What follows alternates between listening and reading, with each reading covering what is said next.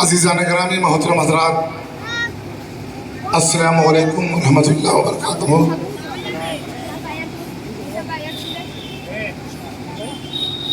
मऊ के रोड का जाम जो फंस गया वो फंस गया। तकरीबन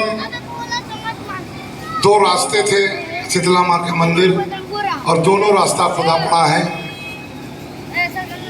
रास्ते में मानने हमारे कायद के सीनियर लीडर हमारे बीच में मंच पर यासीन निज़ाम साहब, नाम लेने में वक्त की कमी हायल है, उससे बात किया। अज़ीज़ान गिरामी मोहतरम हज़रात, आप ये सोच रहे होंगे, खासकर वो सियासी जहन रखने वाले लोग जो 75-76 सालों से भारतीय जनता पार्टी को हरा रहे हैं, सपा बसपा कांग्रेस लोकदल जनता दल को जिता रहे हैं, अब उनकी फिक्र और बढ़ गई होगी कि आखिर ये लोग जो मुसलसल 15-16 सालों से मेहनत कर रहे हैं, आखिर ये लोग बास कब आएंगे, मानेंगे कब। हम ऐसे लोगों से, अपने भाइयों से बड़ी ही मोहब्बत के साथ हम उनसे अपील करेंगे, दरख्वास्त करेंगे कि जहां भी आप बैठे हैं, जहां भी तशरीफ फरमा है, हमारी आवाज़ आपके कानों तक पहुंच रही है। बराए करम 15-20 मिनट अपने जहन को, अपने मिजाज को हम लोगों के हवाले कर दें, और अगर सच्चाई हो, ये 20 पार्टी के जो यहाँ पर दीवाने बैठे हैं, जो इस वक्त बार बार हर इलेक्शन में, हर चुनाव में सलाउद्दीन भाई युवा अध्यक्ष हैं और उनकी पूरी टीम, सौदागर, तमाम लोग बैठे हैं, हर इलेक्शन में आपसे इसी तरीके से स्टेज लगाकर आपसे बात करते हैं। आखिर ये लोग मानते क्यों नहीं? इनका मकसद क्या है? क्या ये हकीकत में दीवाना हो चुके हैं? क्या ये भी हकीकत है कि ये समझ नहीं पा रहे हैं? मेरे अजीज, याद रखिएगा कि अगर यही चंद दीवानों ने खामोशी अख्तियार कर ली और अपने घरों में बैठ गए, तो किसी भी सियासी जमात पर आज कोई माँ का लाल ऐसा बेटा नहीं पैदा किया है जो 20 पार्टी के सिपाहियों की बात का मुकाबला कर सके और उनकी दीवानगी का सबूत दे सके। आपने तो हमेशा 75-76 सालों से सपा बसपा कांग्रेस भाजपा को हराया, जिताया और भारतीय जनता पार्टी को हराने का काम किया। हराते जिताते, हराते जिताते, हराते जिताते, हराते जिताते आज हम अपना मुहासबा कर लें कि आखिर इस प्रदेश में, देश में दलित समाज, वंचित समाज, गरीब समाज के साथ साथ मुस्लिम समाज आज किस चौराहों पे खड़ा है। हम अपना मुहासबा कर लें, हमें दूसरों की फिक्र नहीं, हम अपने आने वाली नस्लों की फिक्र कर लें। क्या भारत का संविधान हमें इजाजत नहीं देता कि इस प्रदेश में, देश में अपनी सियासी तंजीम, सियासी जमात, सियासी पार्टी बनाकर इस देश में बसने वाले अति दलित, अति पिछड़े तमाम दलों से, लोगों से मोहब्बत से हम अलायंस करके, मिशाक करके, गठबंधन करके अपने आप को हम लोग इस आने वाली नस्लों की हिस्सेदारी की लड़ाई लड़े? क्या ऐसा नहीं हो सकता?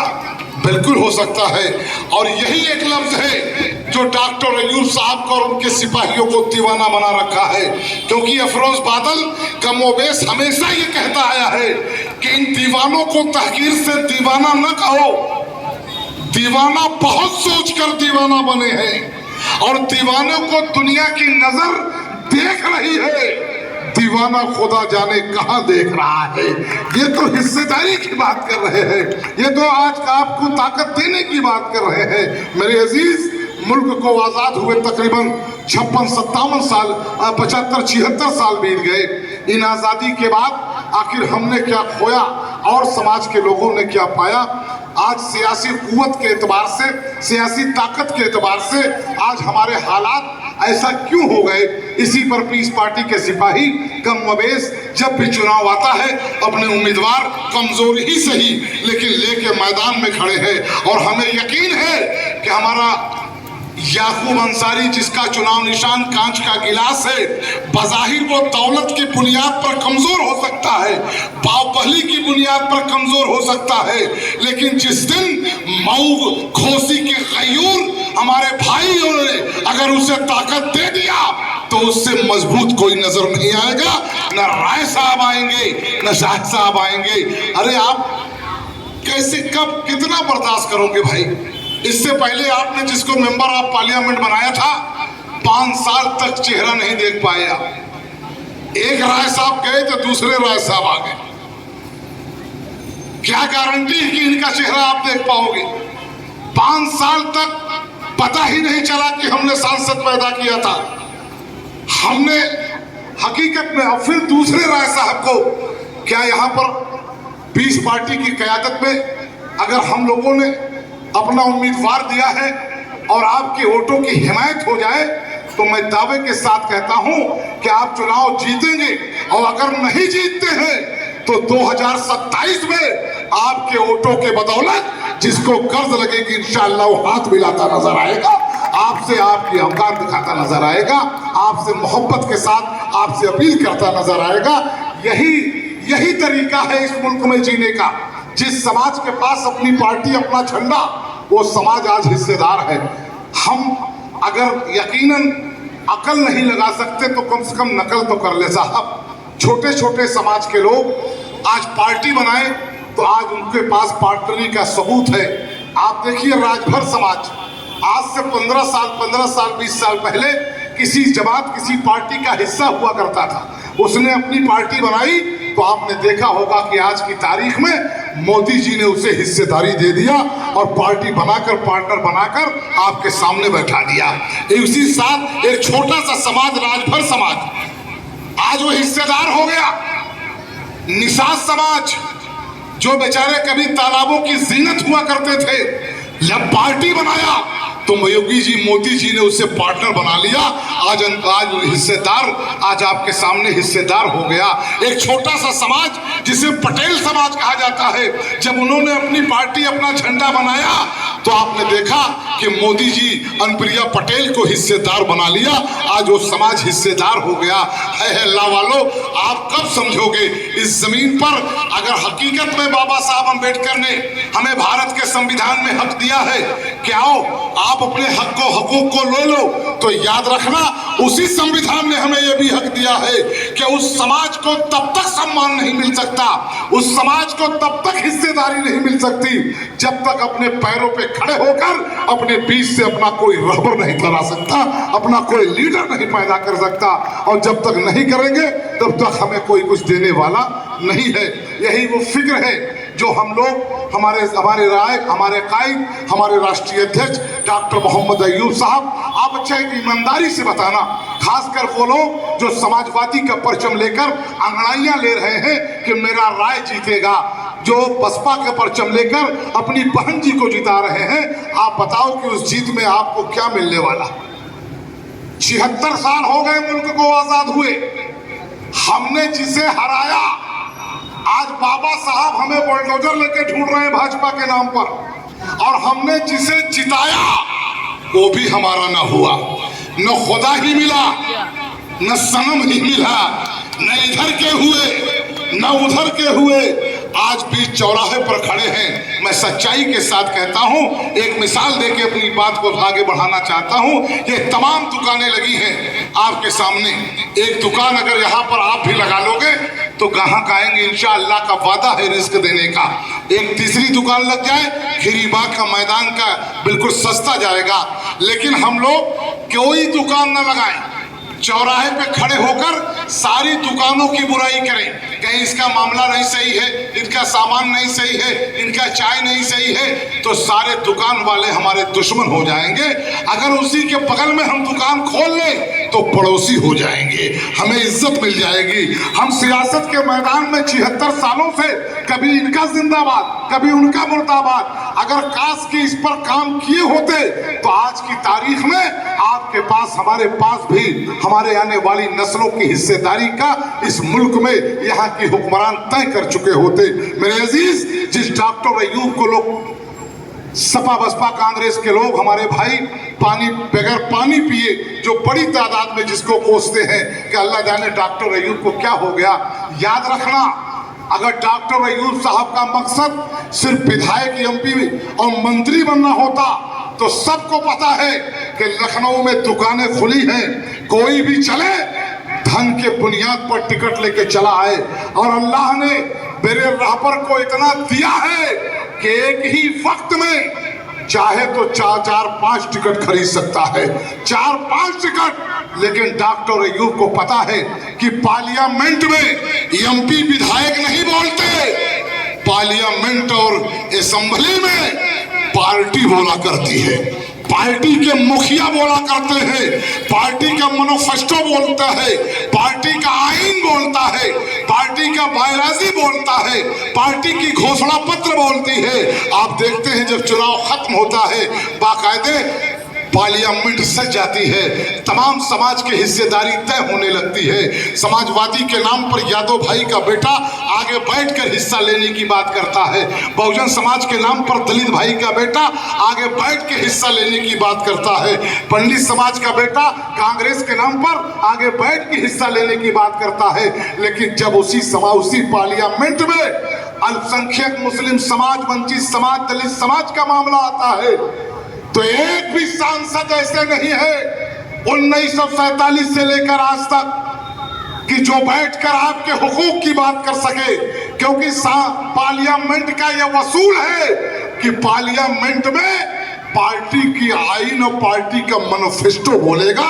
ये बेचारे दूसरी पार्टी से जीत के जाते हैं, अपने आका को खुश करने के लिए पीछे बैठे रहते हैं। जिसको जब चाहते हैं आपके खिलाफ कानून पास हो उसी को ले जाकर आपका वोट दिलवाने का काम करते हैं। चाहे 3 तलाक का मामला हो, चाहे आपकी रहबरी का मामला हो, चाहे वो आपके उनका मामला हो, चाहे जो भी मसला हो, ये बेचारे इनकी मजबूरी है, क्योंकि ये अपनी मर्जी से नहीं, ये अपने आका की, क्योंकि किसी ने कहा है कि जितनी चाबी भरी राम ने उतना ही चलेगा खिलौना, उससे ज्यादा चलने वाले नहीं।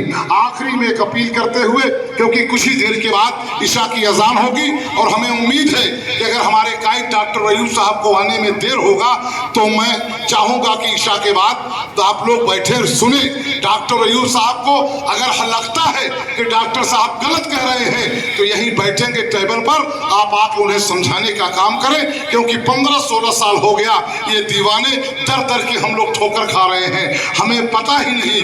यकीन मानिए, क्योंकि हमारा मानना है कि गमे जिंदगी का मुझ पे ऐ दोस्त असर नहीं है, गमे जिंदगी का मुझ पर ऐ दोस्त असर नहीं है। हम तुझी पे मर रहे हैं, तुझे कुछ खबर नहीं है। हम जिसके लिए मर रहे हैं वो बेचारा सपा में बैठा है। आज हमारे नौजवानों की जवानियां समाजवादी के नाम पे कुर्बान हो रही है, हमारी बाइकों की रैलियां समाजवादी के नाम पे कुर्बान हो रही है। क्या समाजवादी में आजम खान से बड़ा भी कोई लीडर था? कहां है आजम भाई? कौन सा गुनाह कर दिया? तारीख गवाह है कि आजम खान अगर मैदान में निकल होकर मुलायम सिंह यादव, स्वर्गीय मुलायम सिंह यादव की पहचान न कराया होता तो आज समाजवादी उत्तर प्रदेश में पैदा न हुई होती। कौन सा पाप कर दिया भाई आजम ने? कौन सा गुनाह? एक गलती कर दिया, जानते क्या?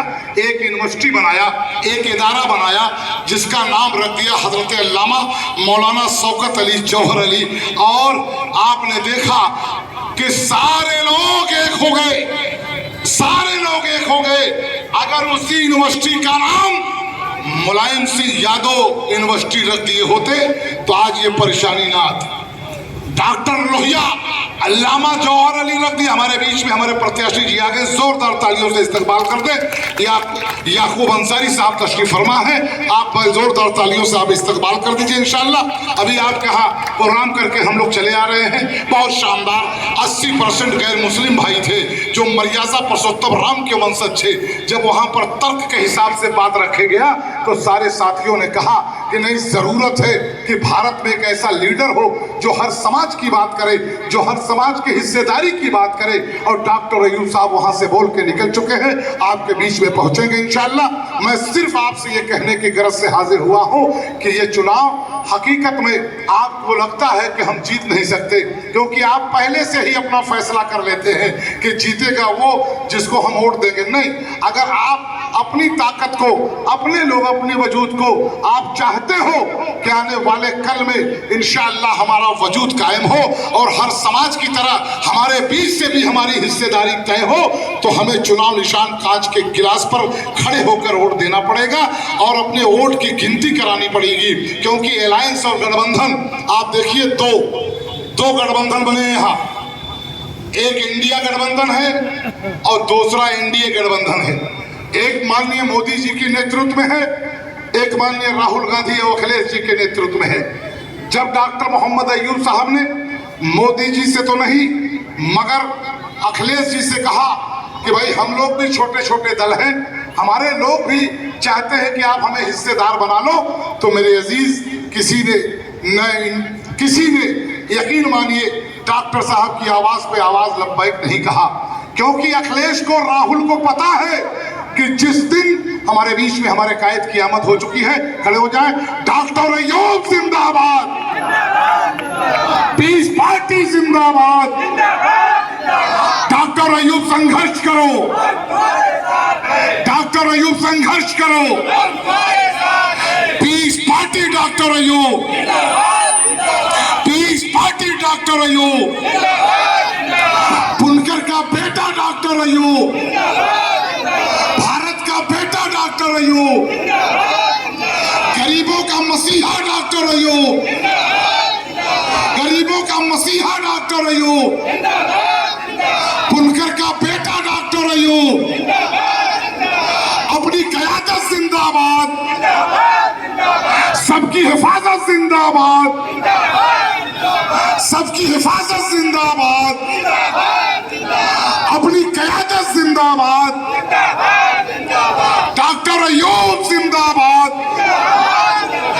पीस पार्टी जिंदाबाद, याकूब अंसारी जिंदाबाद, कांच का गिलास जिंदाबाद, कांच का गिलास जिंदाबाद, खीरीबाग की आवाम जिंदाबाद, खीरीबाग की आवाम जिंदाबाद। जोरदार तालियों से इस्तकबाल कर ले अपने महबूब लीडर के, जोरदार तालियों से। अजीज़ान गिरामी, मैं बिला ताखीर अभी इशा के अज़ान में कितना वक्त बचा है? टाइम बाकी है। सवाल करना होगा, जब डॉक्टर साहब बोल चुकेंगे सारे भाइयों से कहूंगा कि वो जरूर तशरीफ लाए। आइए फिर से वही बात कहते हुए कि गमे जिंदगी का मुझ पर ऐ दोस्त असर नहीं है, ये तुझी पे मर रहे हैं, तुझे कुछ खबर नहीं है, तुझे